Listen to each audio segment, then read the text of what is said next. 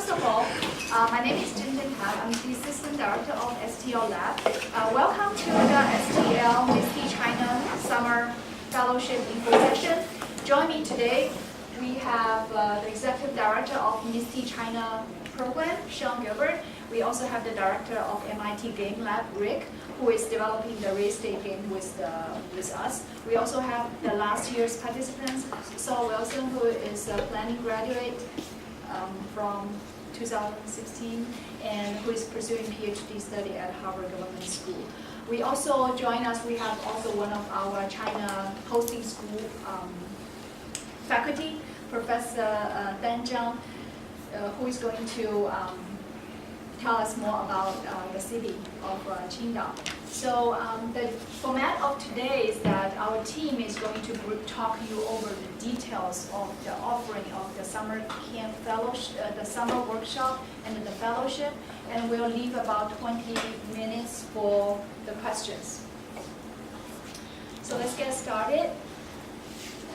Before I introduce with you the summer fellowship, I'm going to give you a very brief overview of why we want to initiate this program. Let's get back to the establishment of STL Lab. So the lab was established last year, January, due to a historical gift by one of the MIT alum, who is a very successful real estate tycoon. His name is Samuel Peck Lee.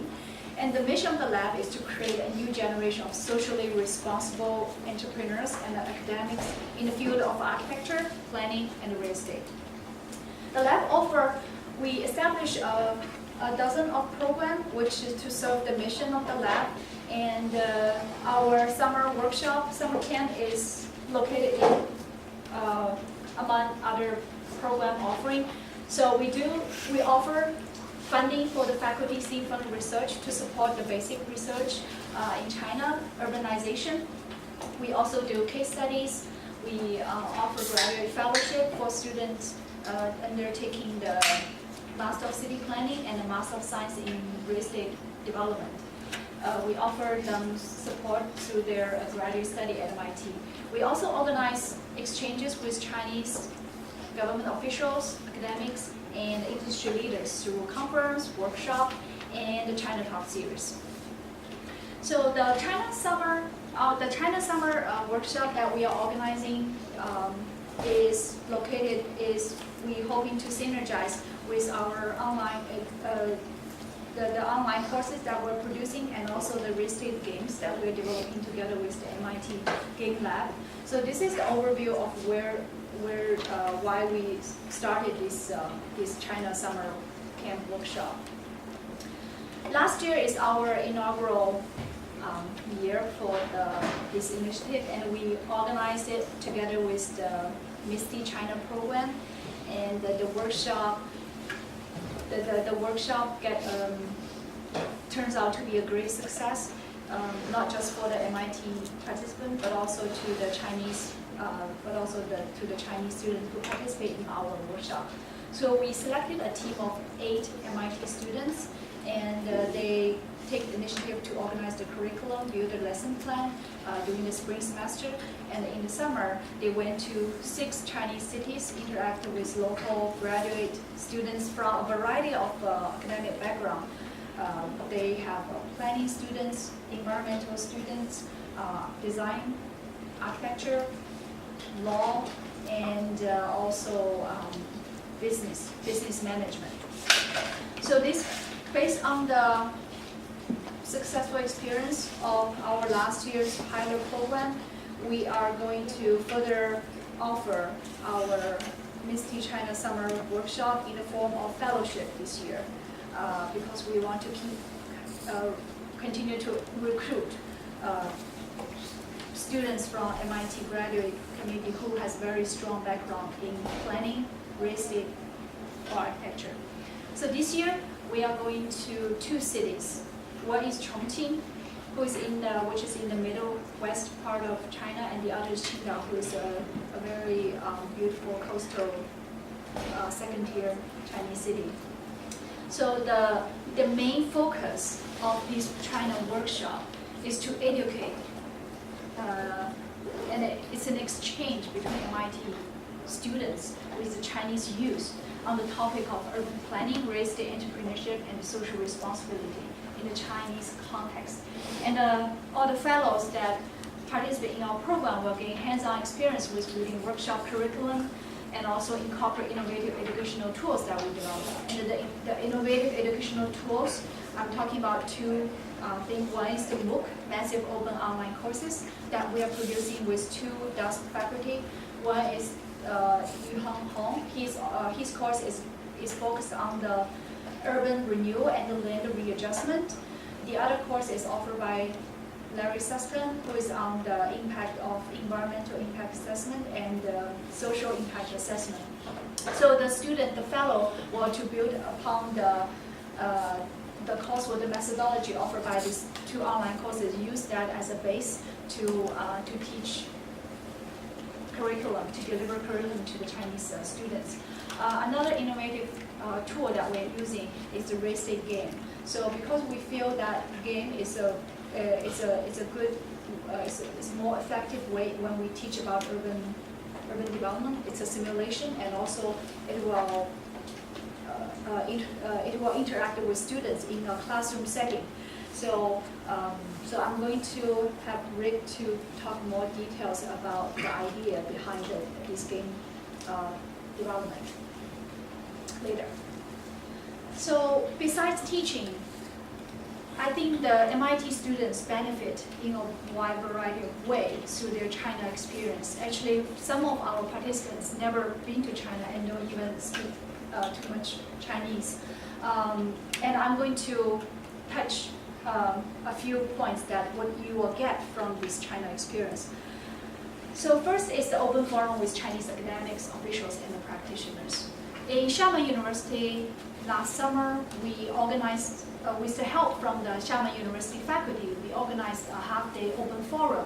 We invited the deputy mayor of Xiamen City, the director of Planning Bureau from Xiamen Planning Bureau, and also professor from the School of Business and Management. Together, we also, Dr. Hong, who is the director of the lab, also joined the forum that bring together the practitioners and the planning professionals to talk about the challenges in the city, in Xiamen city planning and the development. So create a very interesting interaction with the local planning practitioners. Secondly, we provide it's an opportunity for the fellows to network with real estate professionals, including the real estate professionals. So one of the team, Elise Selinger, who is the participant of our last summer, she works as a real estate manager at one of the local housing corporation in Boston. So according to her, so a lot of her current working the company deal with a lot of senior housing developer, and a lot of her clients is actually Chinese. So the summer camp experience to her is broadened her professional career, and also help her to get to know the China's market better more, and also the culture, which really helped her career here in the Boston after graduate from MCP program. And also, through this program, they connected with MIT alum. So last year in Chongqing, we connected, the teaching fellow, they connected with Tina, who is MIT Center for Real Estate graduate. She helped the team to connect with the developer of Chongqing downtown redevelopment project. So actually the team picked that project as one of the capstone, the capstone project, and get some in-depth data and the information from the developer, and work with the the workshop. And they provide, they also invite local developer to come here for the guest lecture and offer feedback on their final project presentation. Besides that, we also have students who is interested in the urban planning, urban development in China. So later will tell us a bit about her experience from the China trip to her own research interest. We also work with the team together with the lab staff. We will also help them to establish connection with the local the local community to identify some case study to work on. And finally, outside the classroom, the students get to visit the museums, the temples, the national parks to enjoy, and the city neighborhood in and out the city. So they really enjoy this cultural exchange. And last but not least, they also, the fellow, they develop a very memorable and meaningful relationship, not just within the team, but also with a lot of local Chinese students, especially when they develop while doing the development of their curriculum. They interact very closely with the local faculty and the students' teaching assistant, to help them to manage the logistic for their China trip. So, next I'm going to invite Sean to talk about the overview of the Misty China program. Thank you, Jianjian. First question I have to ask, how many of you have heard of Misty? Have anyone participated in Misty before? No, that's the thing. Well, the reason I've been working in China and doing Misty programs now for this is the came back to the 16th year, is that there's always all sorts of adventures. You never really know what will happen. I mean, you're sitting here, it's November 1st, you're eating some food, but if you apply to this program and all of a sudden you're off to Chongqing and Qingdao, you'll meet some people and some things might happen, generally for the good, and then you might come back, you'll come back changed a bit, and you never know where your life would lead. And it's not very predictable, it's an adventure, and that's why I really recommend the program. I just thinking back 14 months ago, all sorts of projects we do with Misty in the China program. I always like working here because I don't know much about one thing, but I get to learn a little bit about many different things. And so 14 months ago, also Professor Hong and Jianjian, they say, well, this is Samuel Tackley, socially responsible real estate entrepreneurship and urban development initiative. How would we like, we have some funding, should we do some pilots? We've had some models that we've worked with other programs, with our SETI teaching program, we thought that we could do that. And then just for me personally, I've gone to China for many years. I lived and worked out there for 10 years. There's always a new adventure, and this is what new adventures to me. For example, did the projects, before I knew it, I was from Hong Kong flying off to Xiamen University, and I had to go meet I had to get to the university and get into the university. They don't allow you in there. You need a special thing. And Sal was there, one of the students. He's already been. He was like, he came out. I was out of the taxi. I wasn't sure what to do and how to get in. There I see in a crowd. I see Sal, and Sal. He's like the mayor of the place already. He goes in there. He's there. Past it. The police would say, okay. Tuned in. You know. So I get to go in.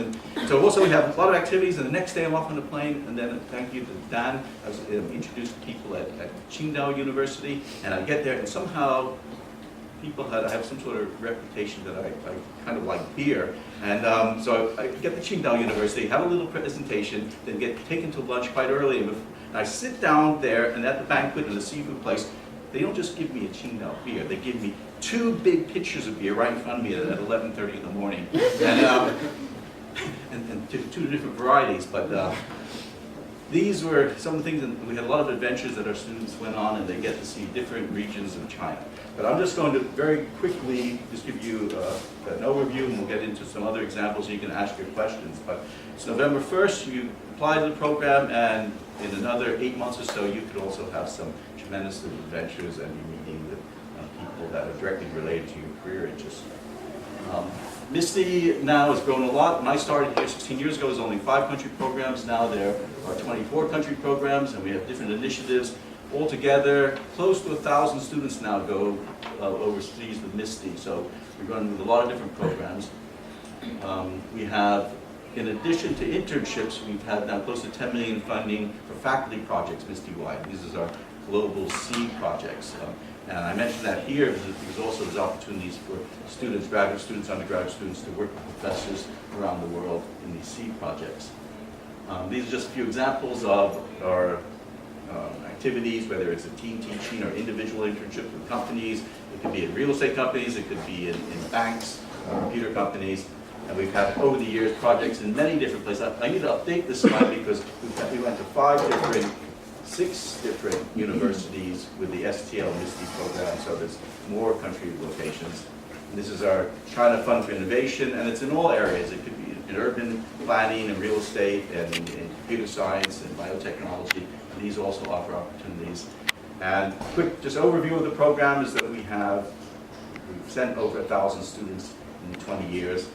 And, most of our students go for individual internships, so maybe it's a possibility you do this camp that you'll be able to meet some companies and do a longer internship with the company at another time, and also team projects. But we are very happy that we were able to start the STL MISTI collaboration last year, and again, we had, how many students was this? 8 students altogether. Yes. Yeah, 8 students participated in it, and we're refining it this year, and it'll be, I think, a very exciting opportunity for anyone who's interested. Thank you, Sean. Next, I would like to invite Rick to give us an overview of the game. I'm the manager at the MIT Game Lab. What I do is game design and game development, sometimes for educational games, sometimes just to examine games, because games are fun. Has anybody played a game in a classroom recently? Like as an educational experience, have you played a game in class? Okay. What games look like in classes right now, they could be a lot of different kinds of things. They could be it could be a activity, a live action activity that we add some rules to it, have a goal on it. The aim is to have a little bit of fun, but also learn something while we're playing. That could be a game. It could be or on the other side of the spectrum, it could be a simulation. So Larry Susskind's games, as an example, spreadsheet on the projector, split people up in teams. Again, you've got some rules, you've got some goals, you've got some data.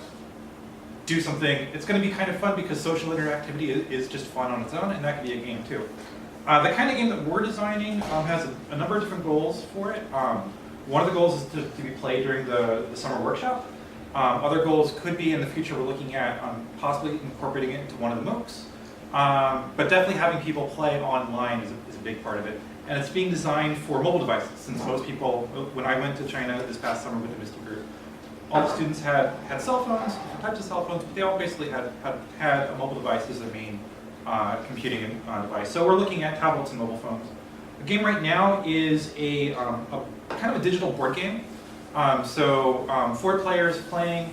The goal is to understand the role of capital in the game. So taking out loans, understanding risk in developing items on the board, but also understanding that when I build a development in a city, it's going to affect other people surrounding me, and that's actually going to affect our economy and affect how well we can all do together.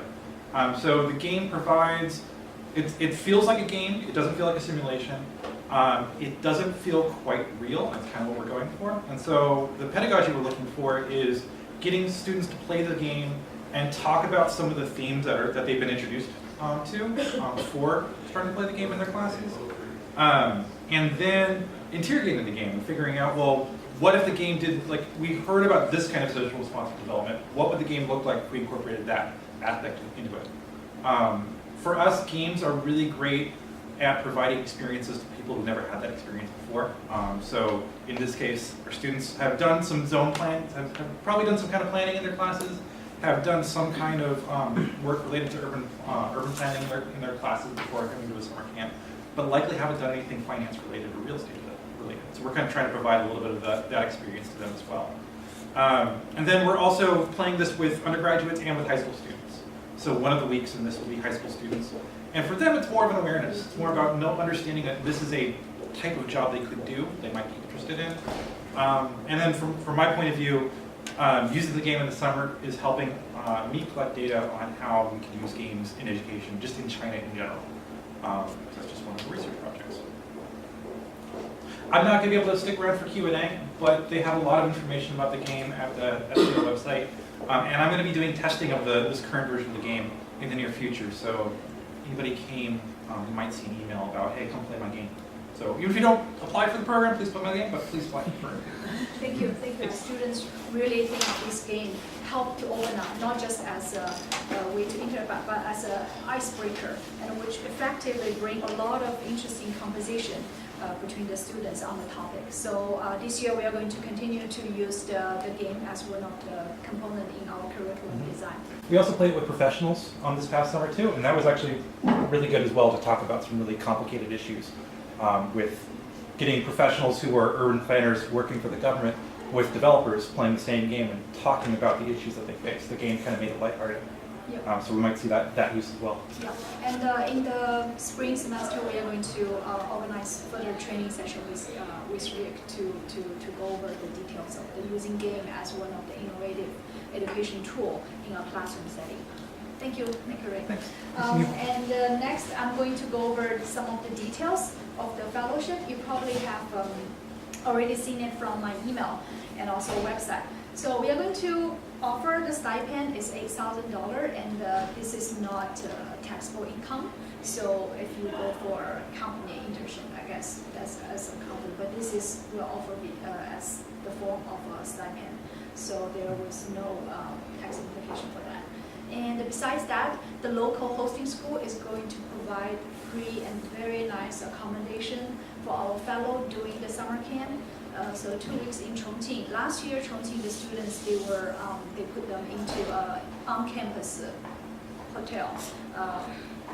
And for Qingdao, they're going to, Qingdao University of Science Technology is a fairly new campus, so they have a very high standard student housing. And then the second point I have illustrated earlier is that this is your project, and we welcome all the ideas. We encourage our the fellow team to develop your own curriculum plan, and you should actually combine with your own personal research or career interest to develop that into your curriculum planning. So last year, one of the team, one of our MIT graduate students, she personally is very interested in the senior housing. So in her capstone project, he looked out all the senior development and connect with Wanke, one of the leading senior housing developer in China. So this is really up. We provide this flexibility and we're really open for the fellow to get as much as possible through this workshop. And secondly, we are going to offer you tools, training to use these games and future case study to build a holistic workshop curriculum plan. So in terms of the obligation, I think the details is that we are going to do 2 university camps in Chongqing, 1 in Chongqing University, 2 in Qingdao University of Science Technology, and this year we're also going to do only 5 days summer camp in Qingdao High School. That's a pilot program. We want to test out how the high school, to want to interact with the high school students in the topic of social entrepreneurship. And the fellows, so in total, we are going to expect five weeks in China in total. And there is some work expected, like about 40 hours of work expected in the training and the curriculum development in the spring semester, also coordination with the local schools. So that's also very going to be some work required prior to the happening of the workshop. And finally, we will ask you to provide a feedback report upon your return. So in terms of the timeline, we hopefully will finalize our team by February. From February to March, our 2 MOOC online courses will be available. We highly recommend you to take the course because these are really 2 of very good course offering by DASPA faculty. And they are going to use the 2 online material as an offline component, and the course is for credit. For Larry's course is for the credit is 6 credit, and Hong's course is 12 credit. If you're really into the subject, I highly recommend you participate to register for these 2 courses. You will see how the faculty deliver the curriculum in an offline residential course setting. And if you're really busy, it's also fine. We recommend you to go through all the online material between March and February and March before we go on for the planning stage. So in April, we are going to organize 4 sessions by the lab. to teach you how to build a lesson plan. One major component of the building lesson plan is the English language learner, called ELL component. What we learned from last summer is that that is going to be a very challenging component. So we need to train our fellow to how to use the to have some professional knowledge about how to deliver a course to a learner whose English is not their native language. So that's fall session during April. And by May, we should wrap up our curriculum design, and we will have a final presentation that we will invite some faculty to provide feedback to the team, to their curriculum. So hopefully we can finalize the curriculum, the case study, or the details of the lesson plan by May before we take on for your summer vacation. In June, July, we are going to leave the team, the fellow, to coordinate with the local hosting school. There's a lot of coordination that is involved. For example, your hotel, your arrival, the airport pickup date, and that's all will be done before June and July. And finally, the summer workshop. We haven't finalized the exact date yet, but we assume it's going to be mid-July until late August. So that, because usually most of the Chinese university, the final exam is around mid-July. So last year we did it earlier, like in June, but then we found that students is kind of busy with their schoolwork. So this year we want to do it after they finalize their semester work, so they can be more focused on the summer workshop. And just to give you a brief overview of Chongqing, it's a very beautiful city, has very challenging urban issues like urban villages, and it's a Midwest part of China. It's very different from the China you may perceive from Beijing or Shanghai. So, and our student pick several, like three. They did three interesting projects for the urban renewal and also urban redevelopment project. So this is Chongqing. And then Qingdao. Qingdao is a very beautiful, you probably know it from here. And it once was a German colony city, but now it was developed into a very modern, nice. Again, a lot of challenges and issues in the urban development. I assume no matter what your personal interest, you will always find a very interesting, overwhelming urban development challenges to work with the local students. And now I would like to invite Saul to briefly maybe give the students a brief overview about your summer trip. So I've been interested in China for a while, and I'm particularly becoming more and more interested in Chinese urban planning, politics of urban planning. But getting access to people who make political decisions in China is not particularly difficult, but it requires having somebody introduce you. And it's quite difficult if you just decide that you're going to fly off to China and do interviews. It would similarly be difficult in most other places in the world. And so where this program was really very useful for me was that it provided an opportunity to be introduced to people in the decision-making structures in China. So the way the program worked last year, and I think it'll probably be quite similar next year in these regards, is that we taught for several hours a day. But because it's a relatively large group, you're not teaching your entire day.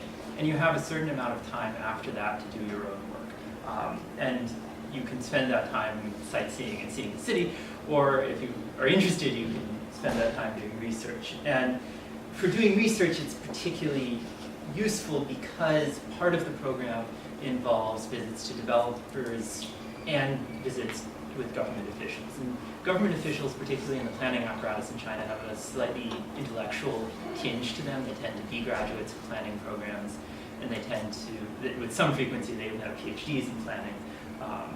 And so they're quite open to talk once you've been introduced to them. So if you have a research question about urban planning in China, this is a really very useful opportunity to get access to people who can help you out. And because you will be coming in with the name of MIT behind you and with the name of a local university behind you, you have the added benefit that they will probably be willing to introduce you to more people and help you out in trying to answer particular questions through getting data or through getting access. The other thing that's very useful and for me was very interesting is that you wind up teaching students who not only will be planners in the future, but have already done some planning work, because Chinese urban planning students get pushed into doing work for their advisors quite early in their careers, and that work is often not research work, but rather actually preparing plans for implementation. And so this gives you a chance to talk to some of the people who are actually drawing the maps and writing the details in these plans, and to talk to them in an environment that in China gives you relatively good odds of getting honest answers and getting a real sense of what's going on. It's also, and I think Zhengchen sort of mentioned this, a nice opportunity to go to cities that people don't often go to in China. These are enormous cities. I'm not claiming that they're off the beaten path, but particularly when doing research, there seems to be a tendency to go to Guangzhou or go to Beijing, go to Shanghai, and overstudy the same three cities.